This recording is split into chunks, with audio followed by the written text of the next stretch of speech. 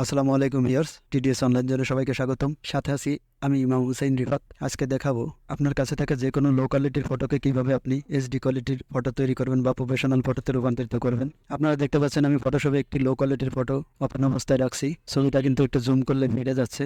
তো আপনাদের কাছে থাকা এই ধরনের যত লো কোয়ালিটির ফটো বা এর থেকে আরও যত নিয়মই থাক না কেন, সেই ফটোটিকে কিভাবে আপনি এইচডি কোয়ালিটি ফটো তৈরি করবেন এবং সেই ফটোটি থেকে কিভাবে পাসপোর্ট সাইজ ছবি তৈরি করবেন সেটাই দেখাবো। তো আপনি কিন্তু ফটোশপ দিয়ে শুধু এইচডি কোয়ালিটির ফটো তৈরি করতে পারবেন না, করতে গেলে অনেক সময় লাগবে, বা প্রফেশনাল মোডের ফটো তৈরি করতে গেলে অনেক সময় লাগবে শুধু ফটোশপ ইউজ করলে। তো আপনি ফটোশপের পাশাপাশি যদি এআই বা আর্টিফিশিয়াল ইন্টেলিজেন্স বা সংক্ষেপে যেটাকে বলি আমরা এআই, এটা ব্যবহার করেন, তাহলে আপনি এই ফটোটিকে কিন্তু খুব সহজেই মাত্র 2 থেকে 3 মিনিটে প্রফেশনাল ফটোতে রূপান্তরিত করতে পারবেন এবং প্রফেশনাল ফটোতে রূপান্তরিত করতে পারবেন এবং সেই ফটোটিকে পাসপোর্ট সাইজ ছবি তৈরি করতে পারবেন। সেক্ষেত্রে আপনার কিন্তু সময়ও বেঁচে যাবে। তো আজকের ভিডিওটিতে থাকছে কিভাবে আপনি যে কোনো লো কোয়ালিটির ফটোকে এইচডি কোয়ালিটির ফটোতে রূপান্তরিত করবেন এবং সেই ছবিটি থেকে পাসপোর্ট সাইজ ছবি তৈরি করবেন। ছবিটা প্রফেশনাল মোড এবং ব্যাকগ্রাউন্ড রিমুভ সবই থাকছে এই ভিডিওটিতে। তো ভিডিওটি না টেনে সম্পূর্ণ ভিডিওটি দেখবেন আশা করি। আর যারা আমার চ্যানেলটি এখনও সাবস্ক্রাইব করেনি, সাবস্ক্রাইব করে ভিডিওটিতে একটি লাইক দিয়ে দেবেন। তো চলুন শুরু করা যাক দেরি না করে। তো আমি ছবিটা কেটে দিচ্ছি।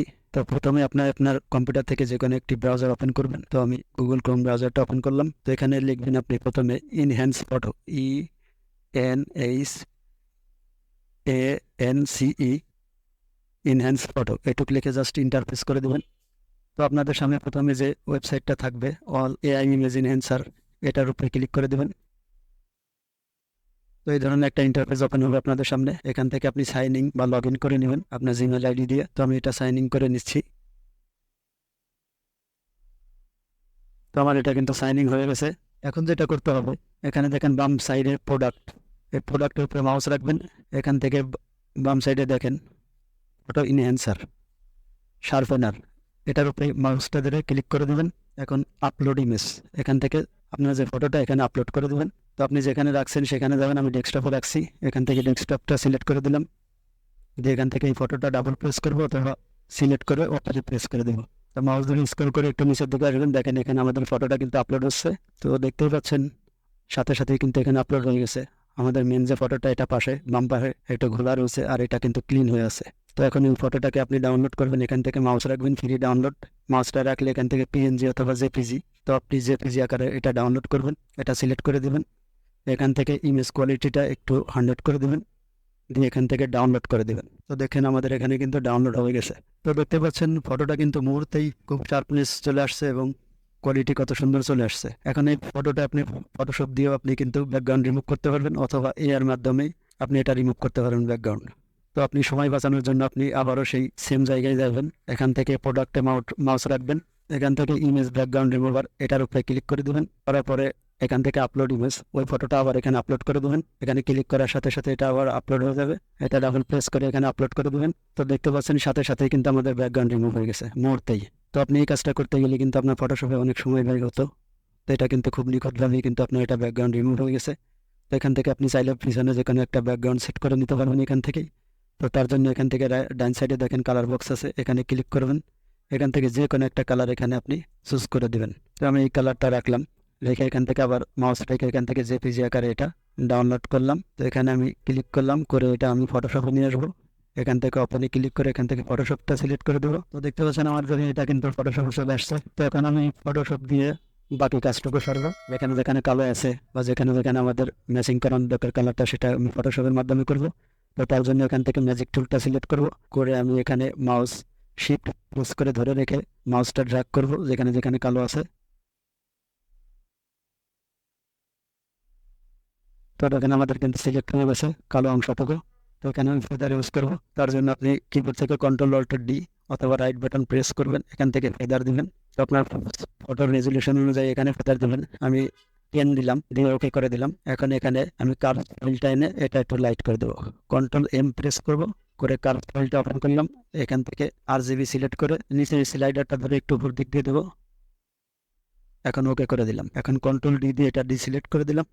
এখন তারপরে দেখা যাচ্ছে কিছু কিছু অংশ কালো রয়ে গেছে, আমি এটা পরিষ্কার করবো। এখান থেকে ব্রাশ হেলিং টুলটা নিব। তো ব্রাশ টুলটা নিব, এখান থেকে রাইট বাটন প্রেস করে এখান থেকে ব্রাশ টুলটা সিলেক্ট করব।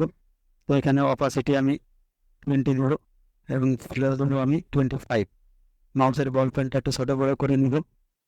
তো আমি এভাবে ব্রাশ করতে থাকবো, যেখানে যেখানে আমার কালো কালো দাগ আছে বা যেখানে লাইট কম আছে সেখানে এটা ব্রাশ করে দিলে পরিষ্কার হয়ে যাবে।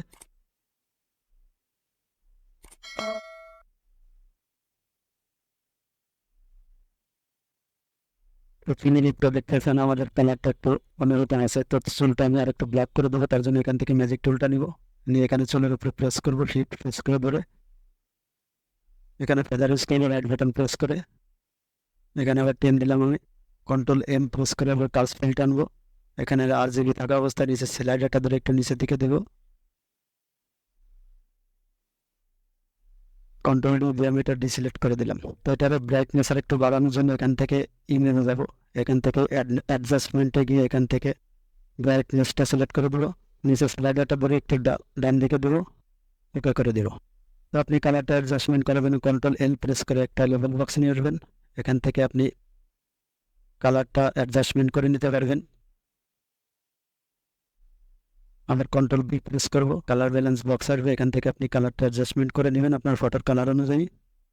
এই স্লাইডারটা আপনাদের নিচের স্লাইডারগুলো ডানে বামে নিলে আপনি কালারটা কিন্তু অ্যাডজাস্টমেন্ট করে নিতে পারবেন। ওকে করে দিলাম। এখন ফটোটিকে আমি পাসপোর্ট সাইজ ফটো করবো, তার জন্য এখান থেকে ক্রপ টুলটা নিব, এখানে আমি উপরে পাসপোর্ট সাইজ ফটোর যে মাপটা সেটা আমি এখানে দেবো 1.5 1.9 রেজলিউশন 300। এখানে দেবে আমি ফটোটাকে পাসপোর্ট সাইজ ফটো তৈরি করব, ইন্টারফেস করে দেবো। তো আমাদের এটা কিন্তু পাসপোর্ট সাইজ ফটো হয়ে গেছে। তো আপনারা আরো সুন্দর করার জন্য বিভিন্ন ধরনের টুল ইউজ করতে পারবেন। তো এখন এই ফটোটিকে আপনি আরেকটু ফ্রেশ করার জন্য এখান থেকে ফিল্টারে যাবেন, আপনার যদি ফিল্টার থাকে ফিল্টার দিয়ে দেবেন একটু, ফটোটিকে আমি ফিল্টার দিয়ে দিই, ফিল্টার একটু ফ্রেশ হয়।